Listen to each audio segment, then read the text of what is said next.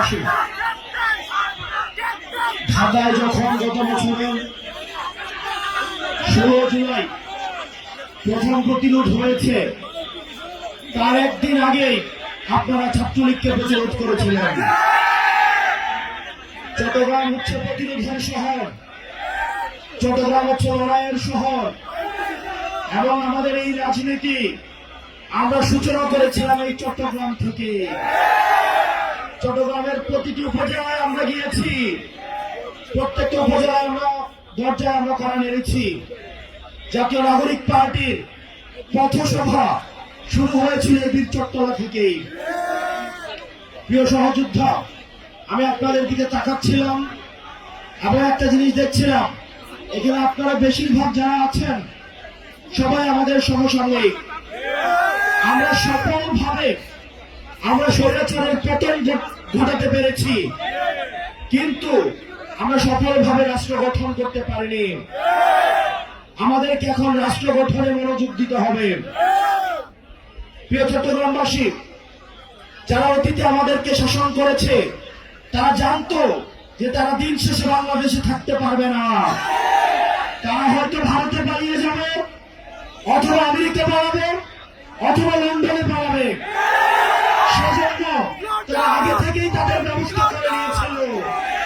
তারা তাদের second home বানিয়েছে, তারা তাদের থার্ড হোম বানিয়েছে। কিন্তু আমরা যারা বাংলাদেশে থাকবো, আমাদেরকে বাংলাদেশকে নিয়েই ভাবতে হবে। প্রিয় চট্টগ্রামের তরুণ প্রজন্ম, আমাদের অতীত প্রজন্ম আমাদের জন্য কিছু রেখে যায় নাই। তারা আমাদের একটা ভঙ্গুর অর্থনীতি দিয়ে গিয়েছে, একটা ভঙ্গুর শিক্ষা ব্যবস্থা দিয়ে গিয়েছে, তারা আমাদের একটা ভঙ্গুর স্বাস্থ্য ব্যবস্থা দিয়ে গিয়েছে, আমাদের মধ্যে সাম্প্রদায়িক সংঘর্ষ দিয়ে গিয়েছে, আমাদের মধ্যে কলহ দিয়ে গিয়েছে, পাহাড় এবং সমতল সংঘর্ষ দিয়ে গিয়েছে। আমরা যারা এই প্রজন্মের রয়েছি, আমাদেরকে দায়িত্ব তুলে নিতে হবে। এই সব সমস্যার আমাদেরকে সমাধান করতে হবে।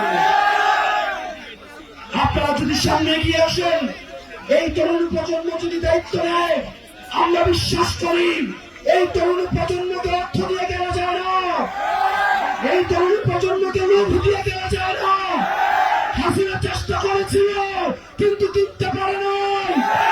এই তরুণ প্রজন্ম চাইলে ইতিহাস তৈরি হবে। চট্টগ্রামবাসী, আমাদের রাষ্ট্র ব্যবস্থা গঠনে আপনাদেরকে সামনে এগিয়ে আসতে হবে। প্রিয় তরুণ প্রজন্ম,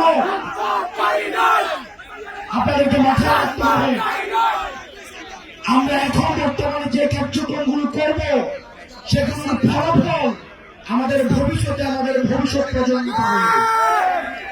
বর্তমানের কাঠগড়ায় যেভাবে অতীত প্রজন্মকে আমরা দায়বদ্ধ করি, আমরা যদি বর্তমানে আমাদের দায়িত্ব পালন করতে না পারি, তাহলে ভবিষ্যতের কাঠগড়ায় আমরা দায়বদ্ধ হব। সেজন্য আমাদের একটা নীতি নির্ভর রাষ্ট্র লাগবে, একটা ইনসাফ ভিত্তিক রাষ্ট্র লাগবে, যেই রাষ্ট্র ব্যবস্থায় স্বাস্থ্য, শিক্ষা, অবকাঠামো, কর্মসংস্থান, সাম্প্রদায়িক সম্প্রীতির মধ্য দিয়ে একটা গ্রহণযোগ্য এবং বাসযোগ্য বাংলাদেশ গড়ে উঠবে। এবং সেটির জন্য আমাদের এই তরুণ প্রজন্মকে ঐক্যবদ্ধভাবে কাজ করে যেতে হবে।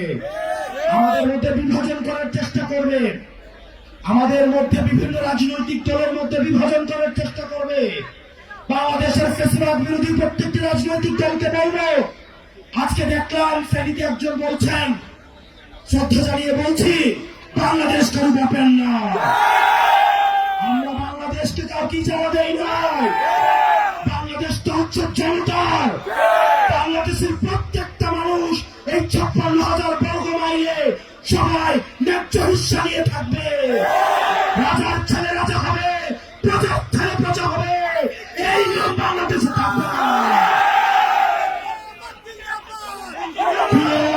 চট্টগ্রামবাসী, আমাদেরকে ঐক্যবদ্ধভাবে কাজ করতে হবে।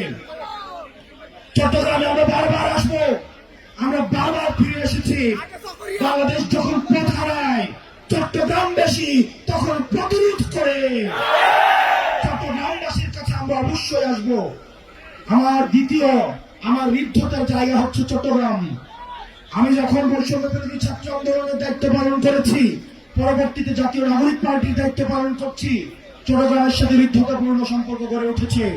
আপনাদের সবার কাছে আমার আহ্বান থাকবে, সাংগঠনিক গাঁথুনি শক্ত করার জন্য আপনারা ওয়ার্ডে ওয়ার্ডে, আপনারা উপজেলায় উপজেলায় গ্রুপিং দলাদলি বাদ দিয়ে বাংলাদেশের স্বার্থে, এনসিপির স্বার্থে সবাই ঐক্যবদ্ধভাবে কাজ করুন।